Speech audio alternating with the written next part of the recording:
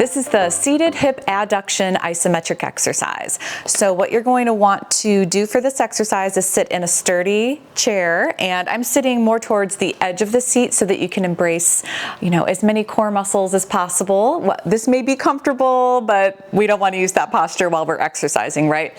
Sitting more towards the edge of the seat with great posture, you're engaging more of your core muscles, so you'll get more out of this exercise.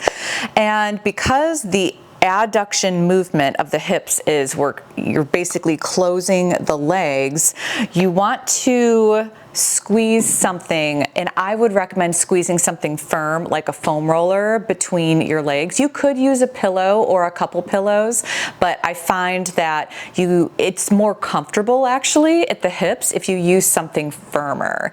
And I like this foam roller actually because versus some patients of mine in the past have used like PVC pipe to do this. That's pretty solid on the outside, and that can be uncomfortable on the bones. So this foam roller, it does have a little extra layer of cushioning on the outside of it. So it's firm on the inside. It's gonna feel good on my hips when I'm squeezing it between my knees, but it's got an extra layer of cushion on the outside so it doesn't hurt my bones. So it's a win-win. So what you're gonna do is you're gonna put this between your legs. You're gonna set up with good posture, feet are on the ground, and then when you're ready, you're gonna squeeze your legs together to an intensity of moderate intensity, if possible.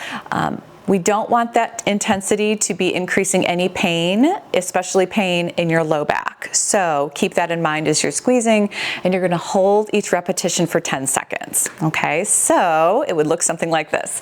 You're gonna squeeze, and you can't tell obviously, but I'm squeezing my legs together, I'm squeezing the foam roller to a moderate intensity because it's not increasing any pain.